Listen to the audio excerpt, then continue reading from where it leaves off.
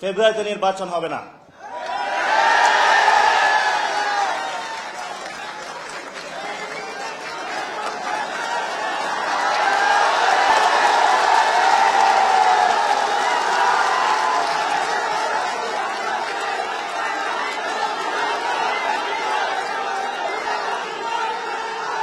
ফেব্রুয়ারিতে নির্বাচন হবে না, কারণ যদি ফেব্রুয়ারিতে নির্বাচন হয়, আমার যে ভাইয়েরা শহীদ হয়েছিল, রক্ত দিয়েছিল সংস্কারের জন্য, একটি নতুন সংবিধানের জন্য, তাহলে কবরে গিয়ে তার লাশটা ফেরত দিতে হবে এই সরকারকে।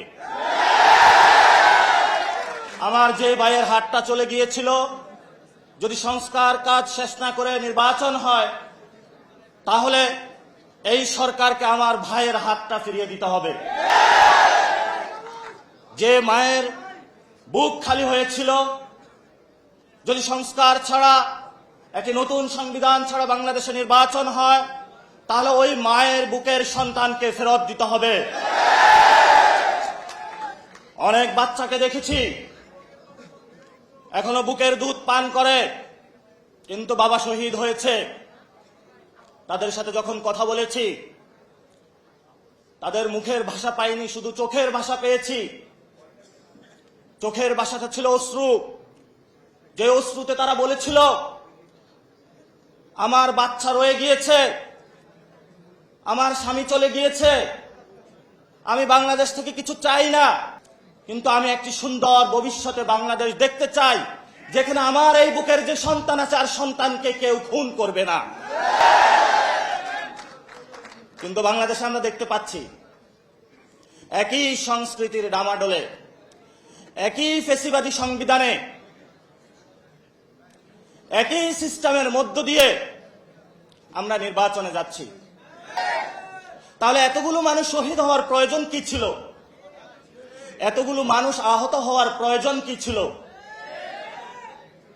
আপনারা দেখেছেন, এখানে অনেক মিডিয়া ভাই রয়েছেন। ভারতে হিন্দুত্ববাদী বিজেপি এক এক করে সকল মিডিয়া দখল করেছিল, কিন্তু কিছু তরুণ যুবা অল্টারনেটিভ মিডিয়া সৃষ্টি করে ভারতের বুকে গত ইলেকশনে বিজেপির যে জয়যাত্রা, তাদের যে হম্বিতম্বি, সেটা রুখে দিয়েছিল। আপনাদের কি স্মরণ আছে? আপনাদেরকে সেই ভূমিকায় নামতে হবে। বর্তমানে গণ অভ্যুত্থানে যারা নেতৃবৃন্দ রয়েছেন, 1 লাখ টাকা, 5 লাখ টাকা বিভিন্নভাবে এমনভাবে ক্যারেক্টারাইজেশন করা হচ্ছে, মনে হচ্ছে বাংলাদেশের সবচেয়ে বড় তারা ক্রিমিনাল। এসব ফাইজলামি বন্ধ করতে হবে। গণ অভ্যুত্থানের পরে সকল মিডিয়া সম্পাদকের সাথে বসেছিলাম, তাদেরকে একটা কথা বলেছিলাম, যা কাম করেছেন ঘরের ভিতর থাকেন, যদি লজ্জা থাকে ঘরের ভিতর থেকে বের হবেন না। কিন্তু যাদের লজ্জা নাই, তারা বারবার বাংলাদেশের মানুষকে ধোঁকা দিয়ে যাচ্ছে।